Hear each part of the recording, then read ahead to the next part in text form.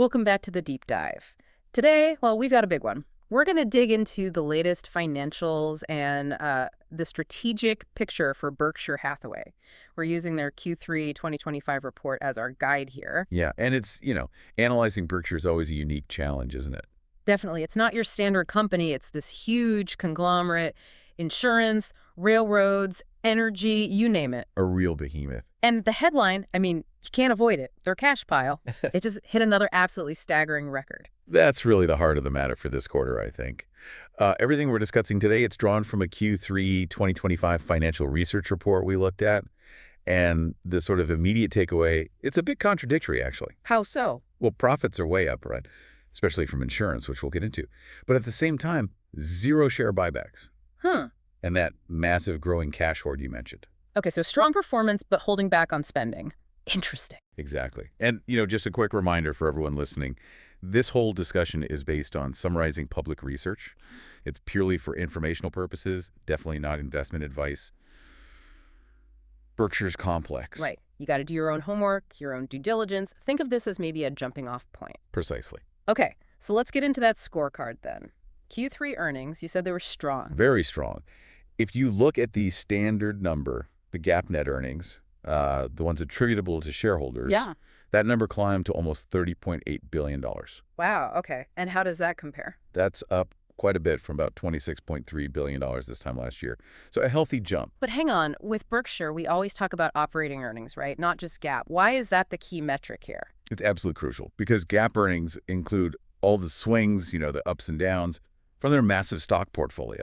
The investment gains and losses. Exactly. And those can be huge, but they don't really tell you how the actual businesses are doing day to day. Like, are the trains running on time? Is CRI-Co writing profitable policies? Got it. So operating earnings strips out that market noise. That's the idea. It gives you a clearer view of the core business health. And that number, operating earnings, also looked really good. Okay, what was it? It climbed to $13.5 billion. That's a really big increase from $10.1 billion in Q3 last year. $13.5 billion in operating earnings for the quarter. That's huge. What drove that surge? Primarily insurance, no question. Specifically the underwriting income. Okay. It basically exploded. Went from about $750 million a year ago to nearly $2.4 billion this quarter. $2.4 billion.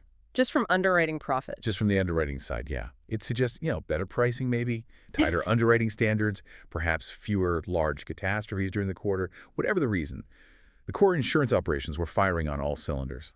Which leads us back to that cash pile. Because if the businesses are making so much money, where's it going? Well, it's piling up. The total cash equivalents, and short-term treasury bills hit. Wait for it. $381.7 billion. $381 billion.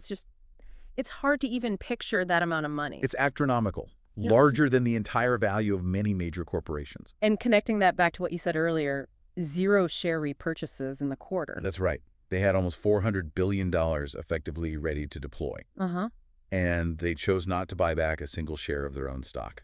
So what's the interpretation there? What does the research suggest? The simple line from the source is that management is, quote, waiting for better bargains. Okay, so they think their stock and maybe everything else is just too expensive right now. That seems to be the signal, yes. Yeah. But it's probably more nuanced than just stock prices being high. This huge cash pile, it kind of represents two things at once. Which are? Extreme discipline on capital allocation, number one. Yeah. They have a very high bar for investing that money. Right. They won't just spend it for the sake of spending it. Definitely not. If they can't find an acquisition or even their own stock, trading at a price that promises a better return than just holding super safe short-term treasury notes. They'll just hold the cash. They'll just hold the cash. But the second thing it represents is, well, a massive opportunity cost, potentially. Because that cash isn't really earning much, especially after inflation. Pretty much. So seeing $381 billion parked mostly in treasuries, it sends a powerful message. It signals, I think, an extreme level of caution from management about current market valuations, not just in the U.S., but maybe globally. They're essentially saying nothing looks cheap enough to meet their standards. That seems to be the takeaway. The price of almost everything is just too rich for them right now. So, incredible profit generation, but this reluctance to deploy the resulting cash. Let's maybe unpack the engine itself. How does Berkshire actually make all this money? What are the main parts of the empire? Right, it's important to remember the structure. It's a holding company, a conglomerate. You've got these massive, wholly owned subsidiaries. Like Geico. Geico, NSF Railway, Berkshire Hathaway Energy, Precision Cast Parts, dozens and dozens of others, big and small, from See's Candies to NetJets. And that diversity must provide some stability. Absolutely. If you look at the revenue breakdown, say from 2023 figures, manufacturing and industry is actually the biggest chunk by sales volume. Really? Bigger than insurance? For revenue, yeah. It was around 35%, something like $127 billion. But insurance, while maybe slightly smaller in revenue, about a quarter, $95 billion or so is arguably more important strategically. Why is that? Because of the float. Ah, right. Float. Let's quickly explain that for anyone maybe hearing it for the first time. It's basically the insurance premiums they collect up front. Exactly. It's money they hold temporarily, the premiums collected, before they have to pay out any claims later on. And they get to invest that money for their own benefit in the meantime. That's the magic. Buffett calls it the core of Berkshire's well-being and growth. It's like getting paid to hold billions of dollars that technically belong to policyholders, but you get to invest it.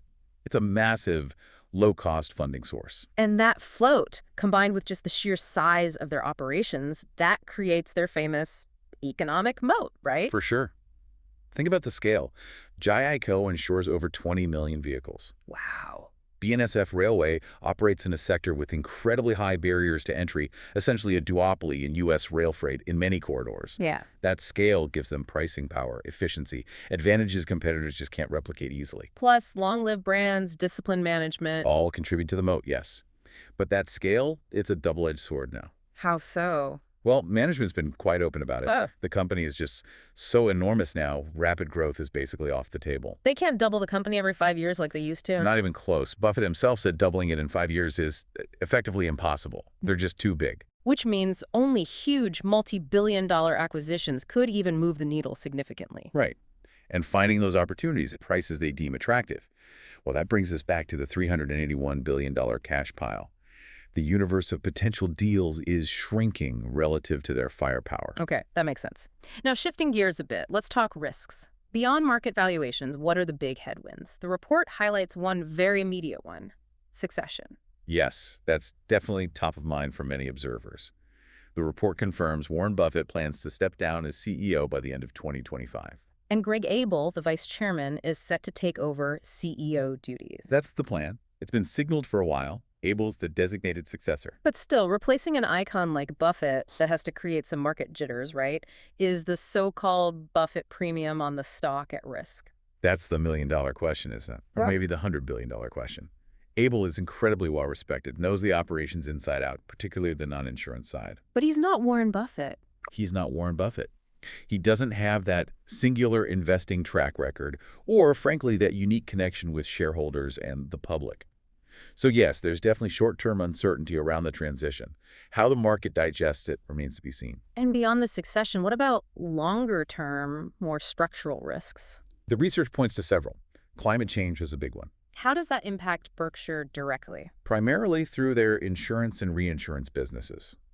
More frequent, more severe weather events mean higher insured losses. It makes modeling risk much, much harder and potentially more costly. Okay, that's a big one. What else? Regulatory changes are always a risk for sectors like utilities, energy, and rail. And then there's disruptive technology. Like what? Think about insurtech companies trying to chip away at the traditional insurance model. Or maybe more fundamentally down the road, what happens to auto insurance?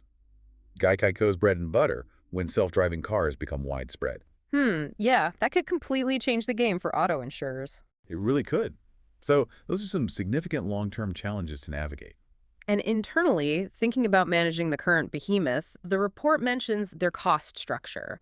It's described as largely capital-intensive and semi-fixed. What does that mean in practice? It means they have massive ongoing costs just to maintain the assets they own. Think about the depreciation on BNSF's railroad tracks and locomotives, or BHE's power plants and transmission lines. Plus, they carry a lot of debt, so interest payments are significant fixed costs. So big, predictable expenses baked into the cake. Pretty much. But that doesn't mean they aren't focused on costs they can control. Like at Geico recently, the report mentioned a big improvement in their combined ratio. Yeah, that was partly driven by some aggressive cost-cutting. They slashed marketing and overhead spending pretty sharply. And cut headcount significantly too, right? Didn't they drop like 8,000 employees? That's right. The headcount went from over 38,000 down to about 30,500 in 2023. It's a substantial reduction. shows they can be tough on costs. But is there a risk there? I mean, cutting that deep, especially in areas like marketing or maybe claims handling, could that hurt the brand or service quality long term? That's always the balancing act, isn't it? You gain short-term efficiency, but you might risk long-term franchise value or flexibility. The report suggests maybe this was seen internally as trimming fat built up during, say, the pandemic hiring boom. Okay. But yeah, it demonstrates a willingness to make tough operational calls. Still, the biggest costs remain those largely unavoidable ones, paying out insurance claims and the massive capital needed for the railroad and utilities.